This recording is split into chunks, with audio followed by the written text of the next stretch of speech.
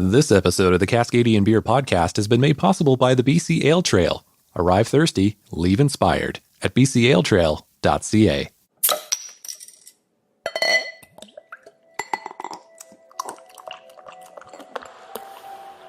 October is BC Craft Beer Month, and the event that wraps it all up is the BC Beer Awards, when all the British Columbia brewing industry gets together to celebrate the best beers of the year.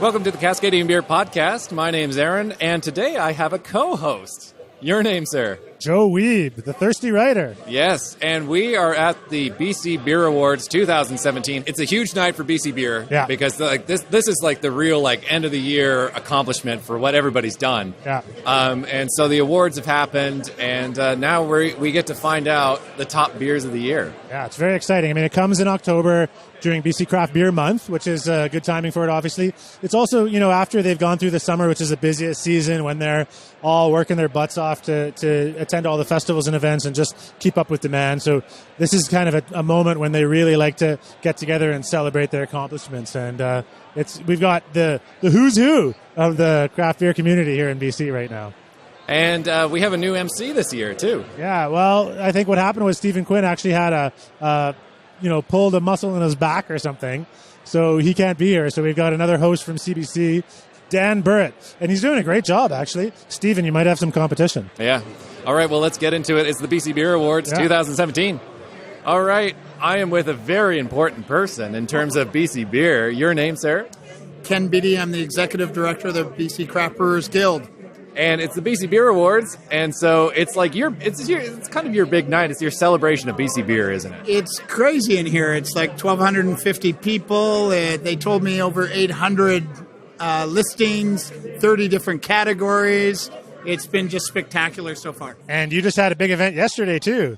What was that? We did. We had our first, our inaugural conference, the BC Craft Brewers Conference, and we had in the same location because what we wanted to do, we did our AGM on Thursday night, had an absolutely great event. The way to get people to an AGM is to host an Oktoberfest party, and then an AGM broke out. So that was Thursday night at the Alpen Club. Yesterday was 6 seminars and a trade show. We had close to 300 people here for our first event, which was spectacular. And then tonight. So what we want to do is wrap up every year a event that for 3 days celebrates BC craft beer. And how's the health of the BC craft beer industry this year? Well, we had the liquor distribution branch speak to us yesterday, Dimitri, who's in charge of the category management, and we are the fastest growing category across all sectors in the liquor store, which we knew. Our market share is 23%. Just for craft brewers, so that's breweries basically under 100,000 actually hectoliters. So we are smoking. Yeah, that's a huge number. It used to be 9, and that included breweries up to 160,000. So it does not include that number. So that's just us on our own now. Where in the province are we seeing the most growth in terms of openings? Souk. Who would have thought? Yes. This is the great thing. We're in over 60 communities, so it's across the province. That's what people kind of think. It's this urban hip thing, and it's either Victoria or not, or Vancouver, and it's not that at all. It is across the province. So, we were just met the guys from Silver Valley, right? And they're out in the Fraser Valley. It's awesome. But then we also have stuff up in Quesnel and Prince George and just... Two in Smithers being developed right now. So, yeah, it's all corners of the province. And how are you feeling about the growth of the BC Ale Trail? I'm very ecstatic about the growth of the BC Ale Trail. I am looking forward to winning the Canadian Tourism Award for the best marketing campaign in Canada, and we are going to it's an honor just to be nominated, but let's be honest, we want to really win and beat the City of Toronto and the Calgary Stampede, and we will. Calgary Stampede, what is that again? Yeah, I don't know, but they don't drink beer. Yeah, they don't drink beer there, I don't think, though. And if they do, it's foreign-owned domestic beer, so... All right, what's your favorite beer you've had here tonight so far? Oh, the one you're about to buy me. Hey. Good job. All right, so easy question from me. Thanks, Joe. So you introduced something this week. You now have a new branding for BC breweries. We do. We have snuck in a little quiet test market, which is the BC independently crafted, independently owned BC logo, and we put it on our Oktoberfest can that Bomber Brewing and some other breweries did for us. And we're just kind of testing the waters on that. It came actually out of Spinnaker's. Paul Hatfield's daughter was like 18 months ago down in San Diego, and all the craft brewers were talking about independently brewed, independent brewers, and we really liked that concept. So we worked on some stuff just as a board, got a logo, took it, kind of tested it with some members, and then took it to the liquor board and saw what they thought of it, and they weren't enthusiastic about that particular look.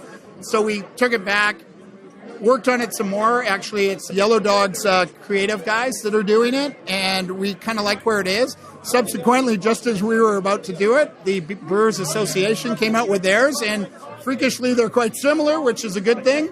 I was like, why are we spending all this time? Why don't we just use theirs? But we wanted to say BC, so it's about being able to identify being independently owned and independently craft, which begs the question, what does that mean? That's all we want. We want people to say, what does that mean? The BC Guild, Brewers Guild, hopefully means everything to the brewers who are members, but should not mean anything to the consumer. Well, yeah, but is there a definition by the Guild of what defines an independently owned thing? Because is there that prevalence of ownership from outside the province with many of the BC breweries? There is. It's a majority. It's always been a majority ownership position, and it's always been a size. So the size is now under 200,000. It used to be based on the taxation, but now that the taxation has gone away, so there was the fiscal cliffs that the government removed, and so we based it on that, and now we've removed that and gone to 200,000 because that will allow our biggest members to continue to grow, and if we keep growing like we are, that makes a sensible.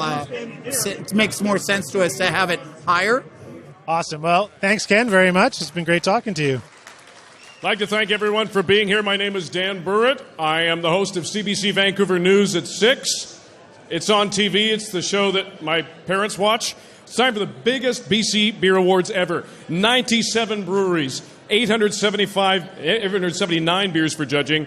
Great beer and cider. We've got Cider Row curated by the BC Farm Crafted Cider Association, featuring 9 cideries at the bar in Room 1. Make sure you check out the second auditorium for the Growler booth for special collaboration beers, and the BC Hospitality Fund booth for casks from Four Winds and Britannia. Our welcoming beer was a Fieldhouse, Dones, and Boombox collaboration. Cashmere Fresh Hopped Tart Smashed Milkshake IPA. That's hard to say.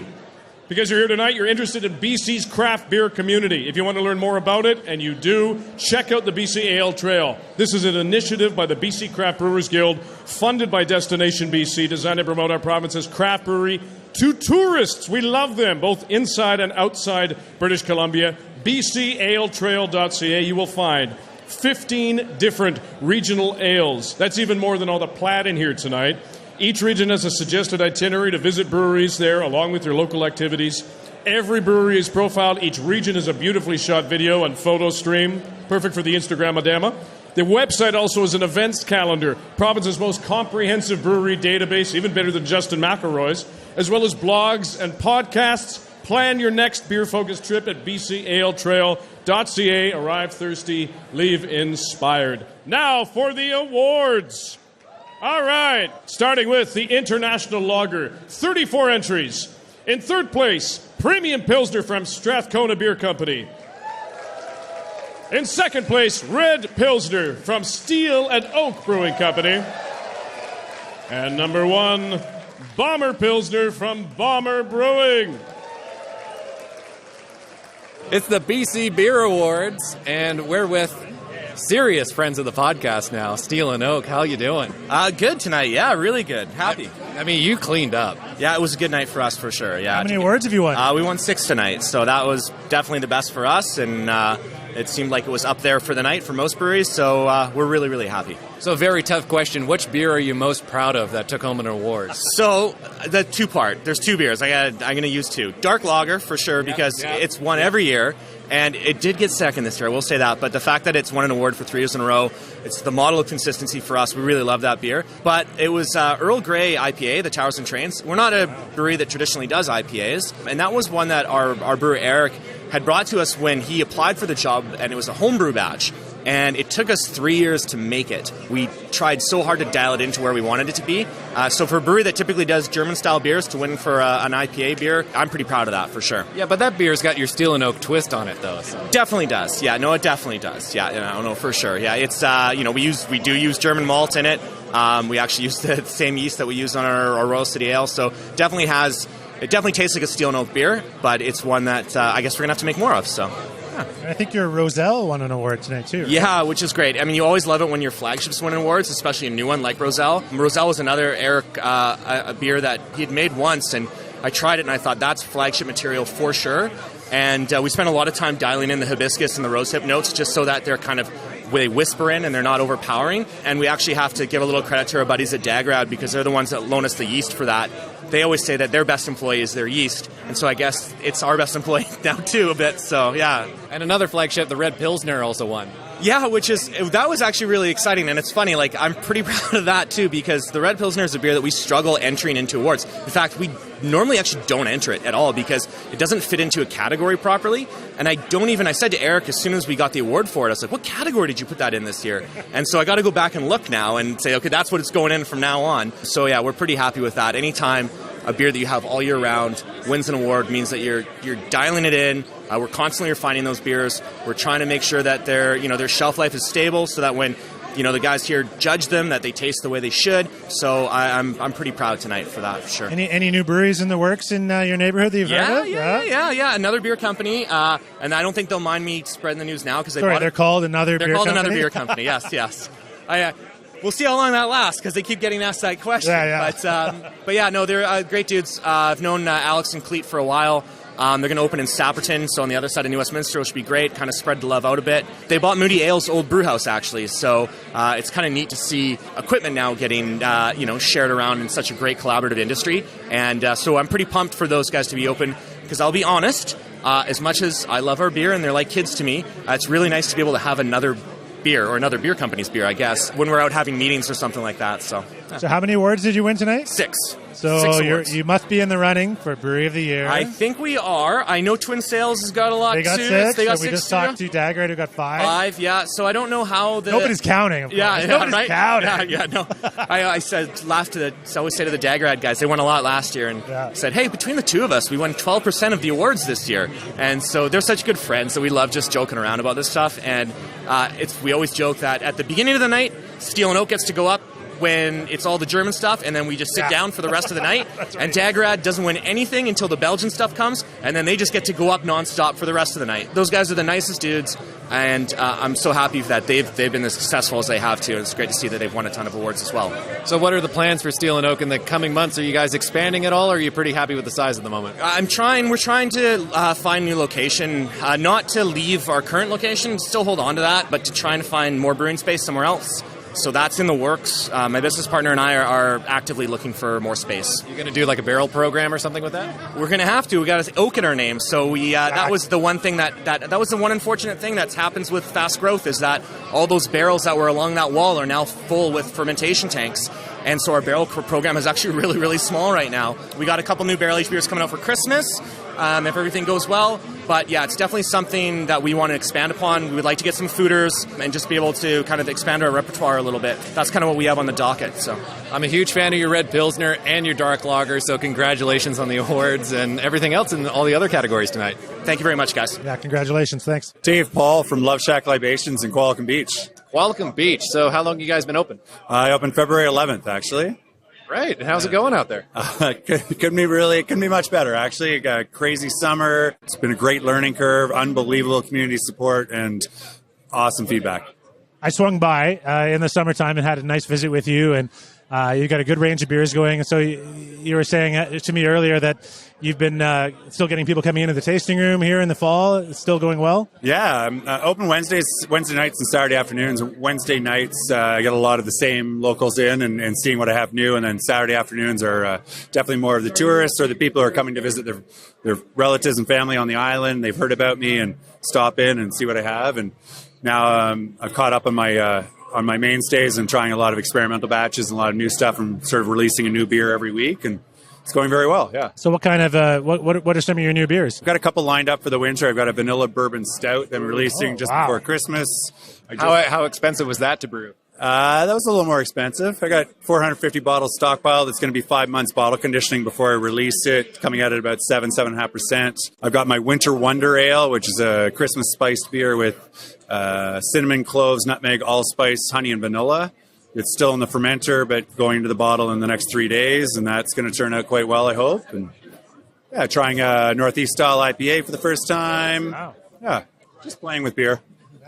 Do you have any flagships? Yeah, my 4 main ones are a Kolsch, a cream ale, an IPA, and a porter. Yeah, so Qualicum Beach, like, how's the reception been since you guys been open? Are you packed like every night, or what's going on? Pretty unbelievable, yeah. It's I don't do much advertising besides social media, so it's been pretty funny watching people come in and go, "Wow, we have a brewery in Qualicum Beach," or people come over and visit and they say, "Hey, let's go to the brewery in Qualicum Beach," and they live right around the corner and they don't know I'm there. So I have a very small sign. I'm just trying to keep it so it's just me. My wife does a lot of work with me, and just trying to keep it as sort of as small as we can. So here we are at the BC Beer Awards. Did you enter anything this year? Yeah, I entered 9 different beers. Didn't win anything, but great to see some of the people I know that did and everything, and unbelievable to come here tonight and see the turnout and how wonderful some of the beers are. Yeah, it's early days, you know. Oh, yeah. Maybe next year you can be up there collecting a few awards. Yeah, exactly. Well, it's great to see you here for sure. Well, thanks very much. Yeah, thanks for coming over. To the Belgian Strong and Trappist ales now. Let us all bow our heads in non-prayer. 23 entries. Number 3, Black Dog Quad from Red Collar Brewing. Number 2, Antwerpen from Dageraad Brewing. And number 1, Louise from Dageraad Brewing. All right, we're with friend of the podcast, Dageraad. How you doing? I'm doing really well right now, yeah. You won a bunch of awards again this year. Yeah, we won 3 firsts and 2 seconds. So, we're really happy right now. You got a couple of beers named for your twins that just celebrated their first birthday. How did they do in the awards today? Well, Louise won first place in Belgian Strong Ale, beating out my favorite beer, which was Antwerpen, which hurt me a little bit. But the other thing I feel really weird about is that Oscar got nothing. So I don't know how to explain this to my kids. Are you a little worried as a father for the later years? I'm super worried. I mean, what if we have to put Louise in a regular production and, like, Oscar just slips away? I mean, the kids are going to ask. Well, Oscar can still be a seasonal.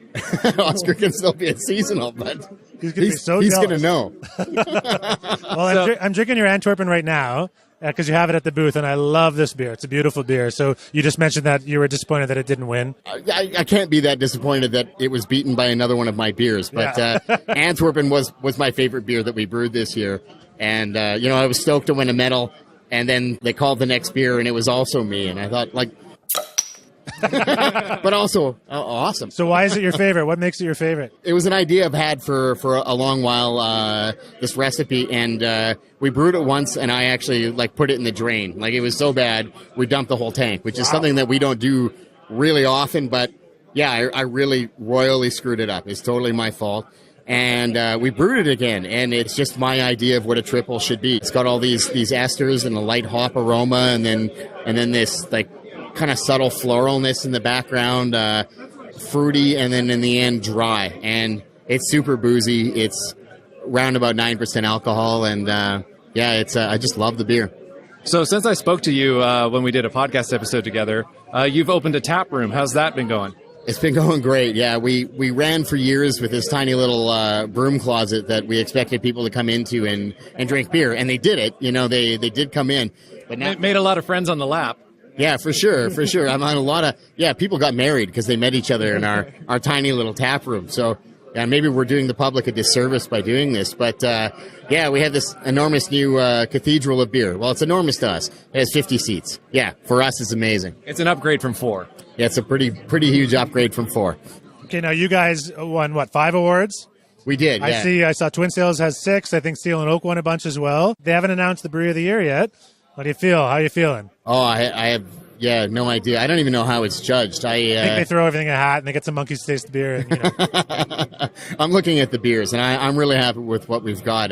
Brewery of the Year is a bonus, but I'm glad to see the breweries I know and admire have done so well. So this is the BC Beer Awards. This year's theme is a smash. Did you participate in the smash? We didn't. We would have been really well participated to do it, but we just basically didn't get our together. But I mean, with Belgian-style beer, the show is all in the yeast and in the fermentation. So it'd be really, a lot of our beers are they're a hair away from a smash. They have 2 hops or something like that. They're simple beers where the fermentation really carries the show. So after tonight, if you have any more kids, are you not going to name beers after them anymore? Yeah, I realized it was a bad idea right away when we finally finished the beers and somebody says, "All right, which one do you like better, Oscar or Louise?" I'm like, I can't answer that question. Well, thank you, Ben. Thank you, Ben. Thank you. We're with Rookie Brewery of the Year last year, 2016, Fieldhouse. How you doing? Good, yeah, having fun tonight. It's good. And your name is? Josh Vanderheide. And what's your role at Fieldhouse? My signature says founder, but it's mostly paperwork manager, I think.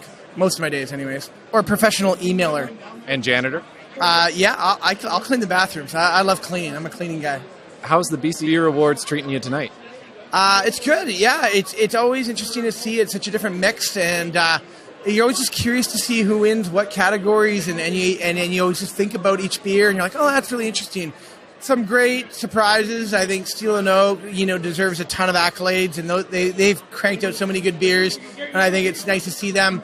Dageraad, always kills it, and no surprise that those guys are winning awards. So yeah, I think there's some surprises and not surprises, but yeah, it's always just interesting. So how did you guys won Rookie Brewery of the Year last year?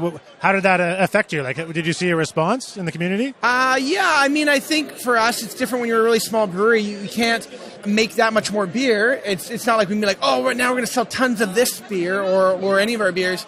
So what we did was we were like, how can we keep working with the people that we want to work with? And for us, that actually instigated this collaboration series with Four Winds, Steel and Oak, Steamworks, and Brassneck. And for us, those were our kind of our beer heroes. And that for us was the opportunity was to kind of move it, and work with some great people. Now you guys have been making some really unusual beers. You had that Cool Ship for a while too, yeah, and foraging stuff and so on. But you're in Abbotsford, which is a pretty conservative place. So how does that work out? Well, yeah, the community is conservative, but what we have out there that people don't really realize, or maybe people do, is that we have endless agricultural resources. We've got berries, we've got herbs, we've got these hiking areas with edible flowers. We've got all these things that if we don't use these to our advantage, it's just a shame to not showcase what we have access to out there. And that's what we're really passionate about is taking things right from the earth into our beers and exploring that flavors.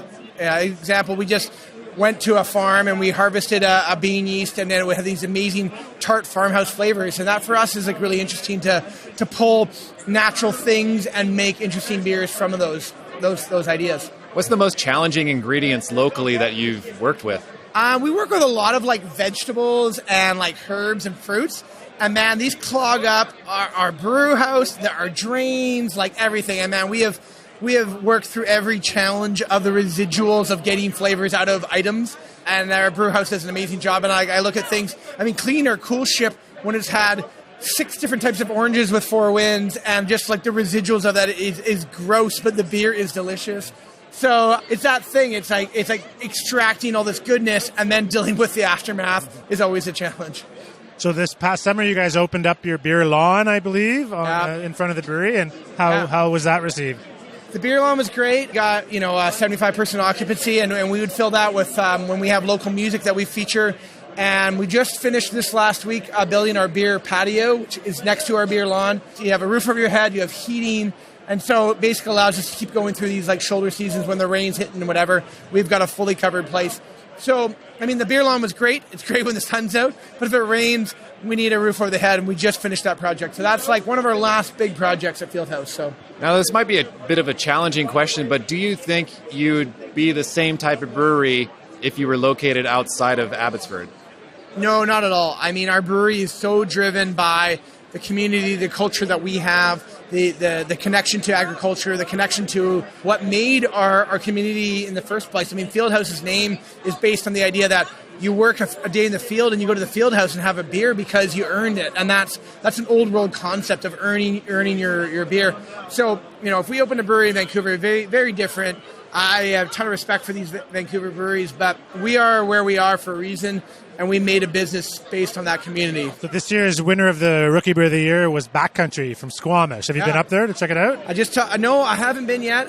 It's been super busy. I got a young family, but I just talked to those guys. I congratulated them. I think the program is that we did a collaboration brew with Dones and Boombox this year as the previous winner in the last couple of years. So if they keep that going, we'll be excited to work with them, and we'll go up there and visit them. We hosted it this year as the winners last year, and we'd love to go up there and brew a beer with them, and they're super nice folks and doing a great job. So yeah, it's a beautiful spot. So make sure you make sure you insist on going there. Yeah, we'll brew it at your house. Yeah, totally. Sure. Yeah. Anything coming up? Any future new beers coming up soon or anything like that? Yeah, well, we've added 3,000 liter fooders to our tank structure. We've got a tart wild IPA cooking in there. We've got a Pinot Gris hybrid ale. We've fermented with Pinot Gris yeast, and we put on Pinot Gris must coming out soon. And then we also have a 1 year Flanders coming out that we're sitting on. So those, and then we got some barrels cooking too. So that's exciting. And then we've got a few new series and a few new collaborations. We brewed last week with Dageraad, and we're excited about that beer. And we've got a few new that were coming too. So yeah, there's a lot of fun stuff coming out. Awesome. I mean, I'm over in Victoria, and I don't get over to Abbotsford very often, but I love coming to visit. We're bringing, if the next place we're bringing beer is Victoria. Sweet. Like 100%. Right on. Yeah, that's the next on our list. So for sure. Makes me very happy. Yeah, sounds good. Thank you. Awesome. Thank you. Thanks, guys. Thanks. All right. To the Amber and Dark European beers, 19 entries. We have number 3, Red Racer Across the Nation collaboration, Wide Open Spaces, Keller Beer from Central City Brewers and Distillers. Number 2, Dark Lager from Steel and Oak Brewing Company. And number 1, Backroads Brewing, Martzen from Backroads Brewing Company. We're at the BC Beer Awards still. My name's Aaron. I'm Joe. And we're with Mike and Brent. And where are you guys from? Backroads Brewing Company in Nelson, BC. So how long have you been open? For about almost 7 months. And you took home some hardware tonight. Yeah, a couple of awards. We got a first and a third. For? The first was for our Martzen, and the third was for our Eldorado Golden Ale. So the scene in Nelson has really expanded in the last couple of years, right in the last couple of years. Mike, you were at Nelson Brewing for a long time, but you left there to come to this brewery, but it's really been growing a lot. Yeah, it has. It's been going really well. We opened in March of this year, and the end of March, and we've had a good success so far. Good local following. It's a good community downtown Nelson. We're right downtown Nelson on the main street, so we've had a really, really good support from the community. And so, what kind of beers do you guys focus on? We make mainly traditional style ale, so it'll be kind of across the board. Mike is quite renowned for his lagers, as evidenced by our first place with the Martzen tonight. But we've got a saison, so we got some Belgian styles, we got some North American West Coast styles. It's kind of all over the map, but we're definitely more in the traditional ale category than we are in the weird and wild beer, for sure. And how has Nelson responded to your arrival? How has the beer community responded to it? It's really well. We have 4 breweries now in Nelson. Nelson Brewing, of course, is the oldest one. We have Torchlight Brewing. We have the Falls down at the Savoy Hotel just down the street from us. And it's not uncommon for us to see in our tasting room guys from all those breweries, and we visit each other's breweries. So everybody's been very supportive, if somebody needs it's a classic tale, right? I mean, I know that because I've been in the business for a while, but, you need a part, you need some ingredients, so somebody phones somebody else up and they come and grab it, and that's the way it goes. And then they stay for a beer or whatever. So it's really nice. So the brewing community has been very supportive, which I really appreciate. The public has been very supportive as well. I mean, our location helps because it's like we're close to where a lot of people work. So our after work crowd has really taken off, and it's kind of solidified. We have this nice kind of after work period every day, which is really good.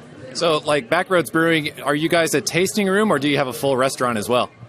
We are just a tasting room, so we can do a couple of basic snacks. But we opted to not put a full restaurant in, mostly because Nelson already has, at last count, somewhere around 60 restaurants in town. I think Nelson is like the highest per capita number of restaurants in Canada. It's insane, our food scene, as is our arts and culture scene. And so we really wanted to focus on just the beer because we knew there's a lot of guys doing a lot of other things outside of beer, and I'm not a restaurateur, Mike's not a restaurateur, so we said, hey, beer's what we're going to focus on, and we're happy to, we sell a bit of our beer to some of the local restaurants around us as well too, so we can sort of support those guys, they support us, so it's fantastic. So Nelson is famous for another crop that is going to become legal next July 1st. Have you guys thought about doing anything in conjunction with that crop? Doing anything in the future with marijuana? Question for Mike. Yeah, you've done a beer before, haven't you? Oh yeah. No thoughts at present. It's not legal yet. It's not legal. So we'll wait for one of the 7 dispensaries in town to come to us and see if they want to do a partnership. The street. Yeah, exactly. One right across the street. I've heard a couple of stories of home brewers in Nelson that are starting to experiment, and one of them that I've heard so far was a not great story where everyone just got floored. So it didn't go well. Yeah, not good for business. Not good for business. Give it half a pint and then fall asleep. So what's the big reason to go to Nelson? If somebody wanted to come and visit you guys, what is there to do in Nelson? Well, there's tons of stuff to do in Nelson. First, we have 4 breweries, so you can come and visit all the breweries. So I think we've reached that critical mass where you can actually justify going to a town because you can visit more than one brewery, which is nice. You can take your time, spend a weekend. We have a world-class ski resort, world-class powder skiing all around us. The beautiful lakes, hiking. It's very much an outdoor kind of center, but also it's a very rich arts community as well. So you can come and enjoy that aspect of it. Lots of, like Brent said, lots of restaurants, lots of entertainment options. Nelson is so isolated that we've had to make our own entertainment for over 100 years. So there's a thriving scene in Nelson. And you don't get to Nelson by mistake. You have to really want to get to Nelson. So, and now, with all these breweries, we have one more attraction to bring people in, I think. And I think to add into that as well, too, is let's not forget, Rosslyns got a brewery, Trail has a brewery, Caslow is about to get a brewery. So now within a 1.5 hour drive, or an hour north and an hour south from Nelson, you've got 7 different breweries to visit. So you can spend, more than just a couple of days. You can spend a whole week and do all kinds of cool stuff all up and down the Columbia River system and hit breweries, but also, a lot of different experiences that go with it in 3 distinct towns as well too. So yeah, definitely. Nelson is a real gem of a city. I love visiting there. I wish I could get there more often. Living in Victoria, it's hard to get all the way out there. But every time I've been there, I've had such a great time, and I look forward to returning and visiting you guys again. Excellent. Please come. You're both welcome anytime. Well, congratulations. Thank you. So this is the BC Beer Awards, and it wouldn't be the BC Beer Awards without the BC Ale Trail. And I'm with Joe Wiebe, who's my co-host for today's show. And how's the BC Ale Trail been this year? It's been great. We launched last year with 7 ale trails representing a good portion of the province. We expanded with another 7 this year, and it's been working hard all through the summer and fall to launch those different regions. And we just launched the final one here in Vancouver. We're very excited about that. The biggest and most complex partnership we've had to sort out, and we're very excited about the results. So it's been a great run so far, and we're hoping to continue to grow through the future. So those that might not be in the know, what is the BC Ale Trail, and how can it help them find good beer? Yeah, so it's a tourism initiative focused on spreading awareness about the great craft beer scene that we have here in BC, in British Columbia. So you can go to the BC Ale Trail's website, bcaletrail.ca, and find out all about the great different regions that we have spread all throughout the province. Each region has its own suggested itinerary with breweries and various activities you can do. Everything from hiking. Yeah, totally. It's not just about the beer. That's the great thing about BC, right? Is that we have all these amazing, spectacular scenery and activities, kayaking biking and hiking and sailing and all the rest of it, golfing, whatever. Great national Skiing. parks. Totally. Yeah. So you can pick, what do you want to do? You can think, I want to go visit this kind of area and I want to see what kind of breweries you have there and all the rest of it. So it's the most comprehensive place to go to find out everything about beer in BC. We've got blogs, we've got these podcasts, we've got event listings, and great videos too. Yeah, great videos, exactly. Yeah. So it's a really good opportunity to find out what you need to know about the craft beer here in BC. All right, so if anybody's thinking about coming to BC, I highly recommend you go to bcaletrail.ca, and you know what? Make your vacation that much nicer. Totally. Yeah. Arrive thirsty, leave inspired. All right, we are with Nigel Spring Pub. And who do you represent? Brassneck Brewery. And can I represent the Alibi Room too? The Alibi Room too, I represent the Alibi Room too. Yeah. Yes. Because that was the first project, right? It was the first project. And I think, the Alibi Room played a huge part in the whole growth of the scene here in Vancouver. You introduced beer to a lot of people, and you got a lot of brewers excited about brewing, unique beers to put on top of the Alibi Room. Yeah, I think if I remember correctly, 12 years ago, we were keen on putting all our eggs in one basket with the beer thing. And we got some nice privileges from a lot of the lesser-known breweries around town at that time. It's a whole different universe now. It is, indeed. But back then, yeah, it was like I would go to the island where I think you're used to living on the island and talk to the Spinnakers guys, the Swans guys, Longwood, and those were beers that weren't even making it over to Vancouver at that point. I was knocking on Driftwood's door a few weeks after they opened, and I was like putting Driftwood beer in my truck and bringing it to Vancouver, which seems absolutely preposterous. Now that Fat Tuck's on tap everywhere. Yeah, exactly. but yes, so that was the olden days. And this is now. Yeah. So you took home a couple of awards tonight for Brassneck. I wish I could take credit for those, but that's Conrad Gamoza, the brewer. He is the person who makes the beers. We got a few things, and what was nice is it's kind of recognition for our sort of tried and true stuff. The Brassneck Ale, which is officially, I think now we can safely say it's officially the third best American amber ale in British Columbia, because it's done that 3 years in a row. Hooray. And the No-Brainer and the Kingmaker, which are they're beers that we like to drink after work, which, I think that's a thing that is not always acknowledged in this kind of thing, where you're always looking for the crazy beers. But our beers that won are nice, simple beers that we think are you just finished a hard day of work and you want a thirst quencher, have one of those. And I think we're kind of known for experimental stuff in lots of ways, but yet these beers that are kind of our bread and butter beers were the things that picked up awards. So it's nice to get recognition for that. And for somebody that isn't familiar with the Vancouver beer scene, you guys are unique in that you don't necessarily package your beer all the time. You really just need to go to your tasting room to get it, right? Yeah, we package for sale at the shop and in the tasting room. We've been doing some hand canning and that kind of thing, but we don't send it out to the liquor stores. We are all about kind of coming to the brewery and having the brewery experience. Before you buy something, please try several things before you decide on the thing that is what you want to take home with you. So in that respect, yes, we are definitely about having people come to the doors at Brassneck, but we do sell a few kegs around town as well.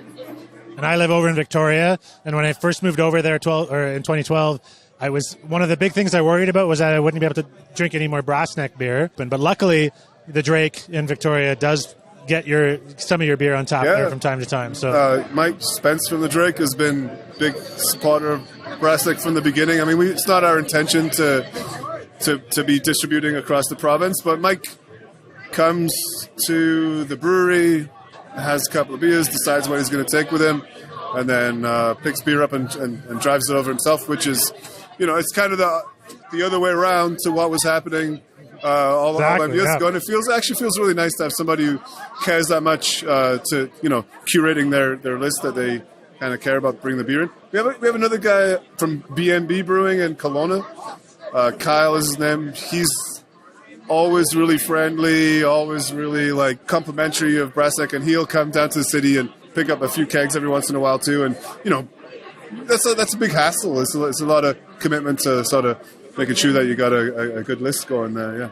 But I think that really speaks to the quality of the beer that you guys are making, because it's just so authentic to have the owner of these establishments come and physically pick up the beer, right, rather than just having it delivered by somebody. Yeah, that's one of the nicest parts about being involved in the beer industry, is that you get to meet people one-on-one and you get to make a lot of friends, and it makes our visits to Victoria really exciting too. Like we know we can go buy the drink. Those guys are really awesome at, like, not saying that you need to have the red carpet rolled out, but they're like, hey guys, there's always a big welcome, and it's not just for Brassneck, it's for Steel and Oak, it's for Four Winds, it's for all the guys in Vancouver that they pour. Like, they're really, really fantastic at making sure that that they appreciate that they're pouring your beer, and that feels really cool.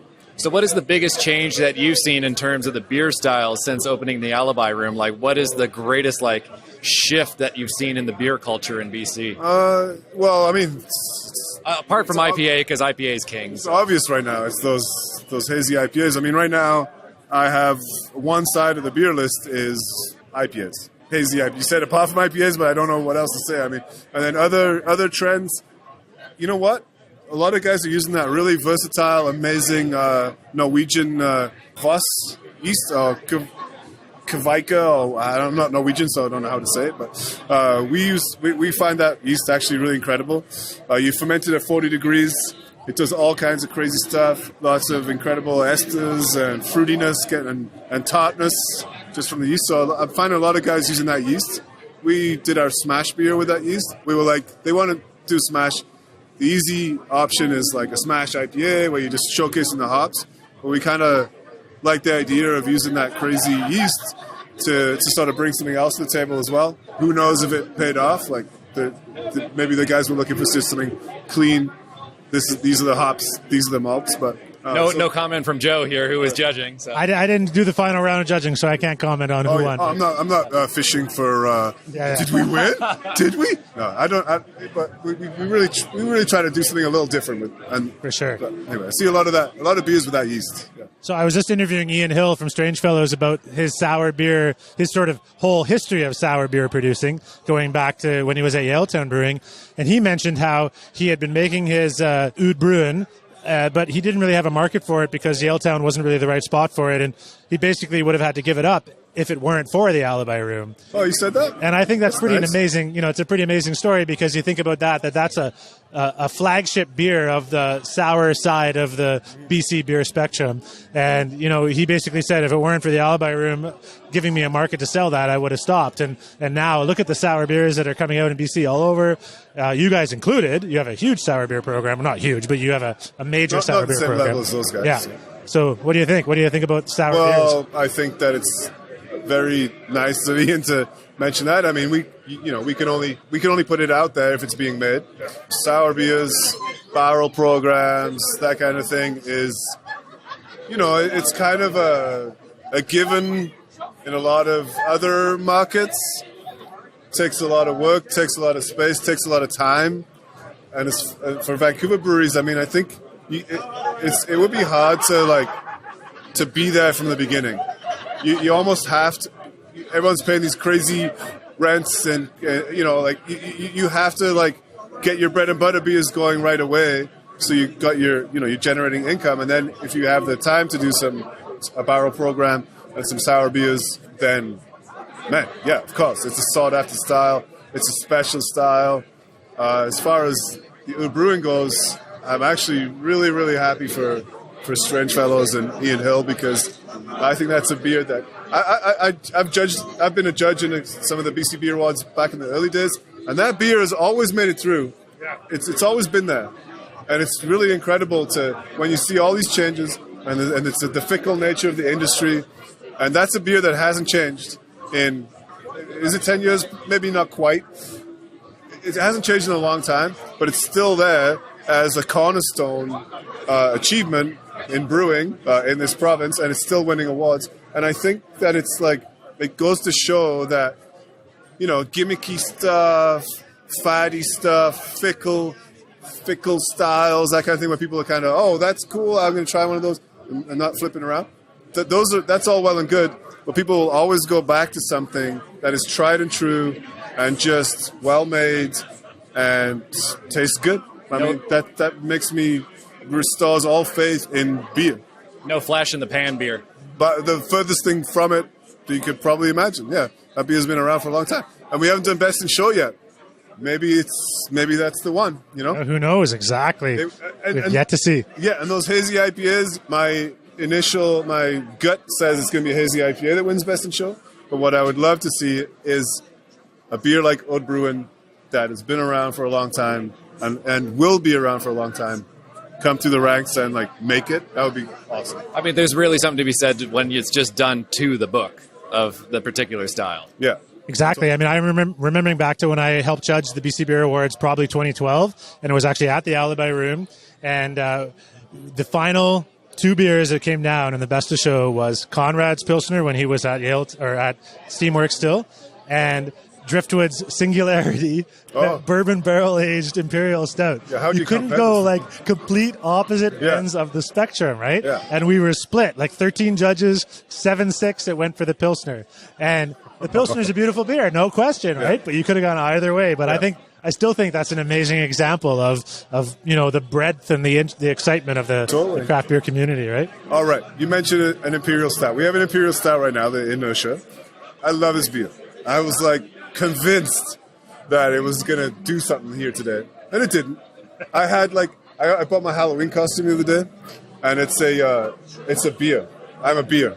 It looks like this. Nice. But you put it on and you're just a giant beer. And I brought it with me and I was like, if it gets Best in Show, I'm putting the beer suit on and I'm doing crazy dance I gotta on talk stage. To the organizers. Yeah. We gotta get it. We gotta get you in that costume. It's gone. The moment's gone. So that would have been so good. I was kind of relieved actually in a way, but I made a little pact with Conrad. I'm like, I'm putting the suit on, I'm doing a little dance. But I never even made it through. Oh well. Tragedy. Yeah. Tragedy. Yeah. Well, thank you so much. No worries. Cheers, guys. Most awkward fist bump ever from behind. All right. Oh boy. Oh boy. Oh boy. Oh boy. We're down to the last one. Ladies and gentlemen, it's time for the Tap and Barrel Brewery of the Year. You may ask yourself how it is judged. It's on a point system, 3 for gold, 2 for silver, 1 for bronze. But you may ask, what about breweries who enter 50 beers versus breweries who only enter 5? Entries will be weighted to even things up. Points will be divided by the total number of beers entered by their brewery to determine a final score. If we have a tie, it goes to the one who has the most gold medals. For those of you who are arts grads, we all know what's our phrase. I was told there would be no math. Ladies and gentlemen, it's time to announce the winner of the Tap and Barrel Brewer of the Year for the 2017 BC Beer Awards, Mount Arrowsmith Brewing Company! All right, big thank you to the BC Beer Awards, the BC Craft Brewers Guild, and of course, Joe Wiebe, my co-host for this episode. It's kind of nice having a co-host. Also, big thanks to all the guests that took their time from the awards to chat with us. And congratulations again to all the winners on the night. A full comprehensive list is on the BC Beer Awards website, and you can link to that by going to the website cascadian.beer. Thanks again to the BC Ale Trail for making this episode possible. Be sure to visit them at bcaletrail.ca. If you liked this episode, please share it with a friend. It goes a long way to get this podcast into as many ears as possible. Don't forget to subscribe on Apple Podcasts, Overcast, or wherever you listen to the podcast. And while you're there, leave us a review, or if you're using Overcast, be sure to star this episode because that also helps as well to get awareness out of the Cascadian Beer Podcast. You can follow us on Facebook at facebook.com/Cascadian Beer. We're on Twitter at Cascadian Beer, on Instagram at Cascadian Beer Podcast, and, of course, there's always the website at cascadian.beer. My name's Aaron. Thank you so much again for listening. Really appreciate it. And until next time, remember, support your local.